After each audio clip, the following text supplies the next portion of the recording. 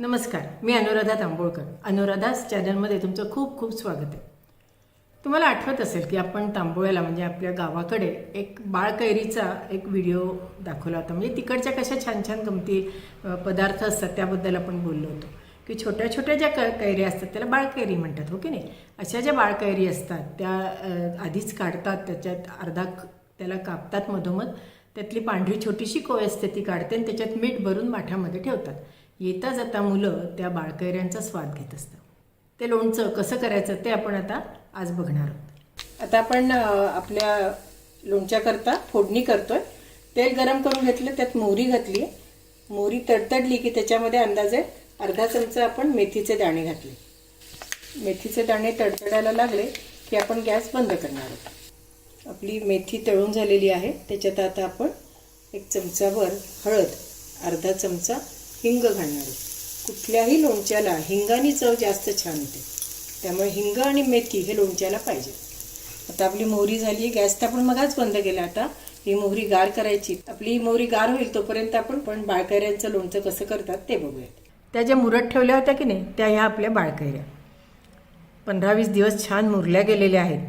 नंतर हे मीठ, नंतर हा लोणच्याचा घरी केलेला मसाला आहे.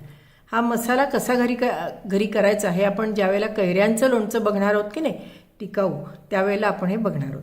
आणि ही तेलाची फोडणी, ह्याच्यामध्ये आपण तेल घेतलेलं आहे, मोहरी, मेथीचे दाणे आणि हळद, बस एवढंच या मोहरीत घातलेलं आहे. कारण नेहमी लक्षात ठेवा की लोणचं कधी आपण कुठलंही घालत असतो तर त्यावेळेला हे जे तेल असतं किंवा ही मोहरी असते ही गार घेतात. कारण गरम तेलाची मोहरी जर आपण मसाल्यावर ओतली तर त्यातलं तिखट असतं किंवा हळद असतं, त्याची चव बदलण्याची शक्य आणि रंग बदलण्याची शक्यता असते.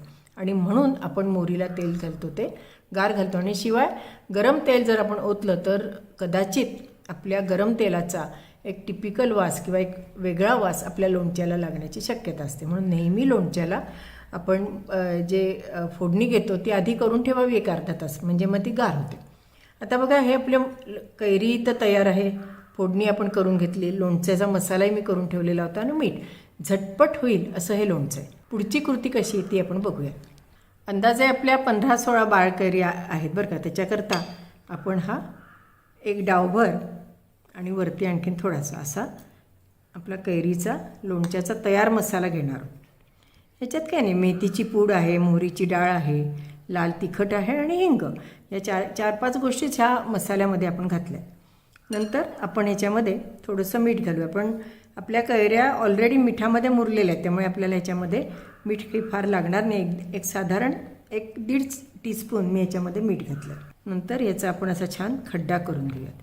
त्या खड्ड्यामध्ये आपलं हे जे तयार फोडणी आहे की नाही गार झालेली ती आपण घालूया. हे जे आपलं लोणचं आहे हे टिकाऊ लोणचं पण आहे बरं का. म्हणजे वर्षभराकरता सुद्धा हे लोणचं केलं तरीसुद्धा चालू शकतं.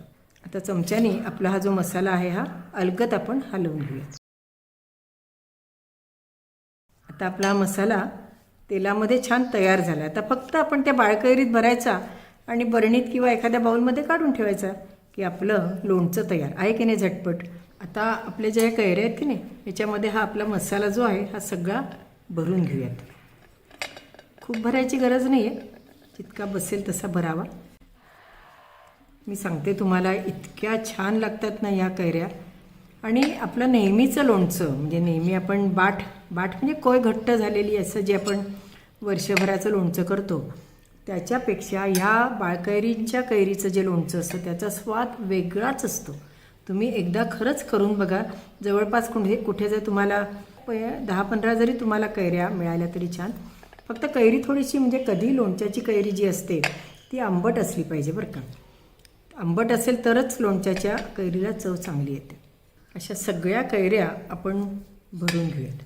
नेहमी मिठाच्या पाण्यात बुडलेली जर कैरी असेल तर ती खूप छान आणि कुरकुरीत राहते बरं का. म्हणजे एक दिवस जरी आधी समजा जरी आपण ही कैरी अशी मिठाई कुठली म्हणजे आपण लोणचं करतो ती सुद्धा कैरी किंवा कुठली कैरी जर आपण अशी छान भिजवून ठेवली ना मिठामध्ये तर ती कैरीचं ते जे लोणचं असतं ते एकदम कुरकुरीतच राहतं. हा माझा अनुभव आहे बरं का. आता हे जे आपलं कैरीचं पाणी होतं ह्या कैरीच्या पाण्यामध्ये आपण आणखीन थोडासा लोणच्याचा खार घालणार आहोत आणि हे उरलेलं जे आपलं फोडणी आहे ती घालून घेणार आहोत. हे चांगलं एक मिक्स करून घेऊयात. हा उरलेला खार आहे हा पण ह्याच्यात आपण आता घालून घेऊया. हे जे असं छान राहतं की नाही, हे खरं म्हणजे निपटून घातलं आहे आपल्या खारामध्ये तरी चालू शकतं, पण मी हे असं करणार नाही. मी हे असंच ठेवणार आहे आणि मग तुरीचा शिजलेला जो वरणाचा गोळा तो आणि थोडंसं तेल आणि पोळी, बस आजचा माझा सकाळचा बेत हाच असेल. हे आपण सगळं एकत्र केलं आहे आणि आता आपल्या या भिजवलेल्या भरलेल्या ज्या बाळकैऱ्या आहेत ह्या आपण आता ह्याच्यामध्ये घालणार आहोत. अंदाजे अर्धा किलो होत्या बरं का आपल्या या कैऱ्या.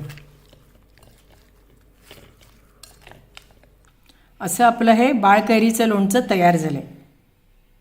चवदार, मस्त, चटपटीत आणि तोंडाला चव आणणारं आणि मुख्य म्हणजे वेगळ्या स्वादाचं असं हे लोणचं. अनुराधा चॅनलला लाईक करा, शेअर करा आणि सबस्क्राईब करा आणि हो, बेल आयकॉन दाबायला विसरू नका. धन्यवाद.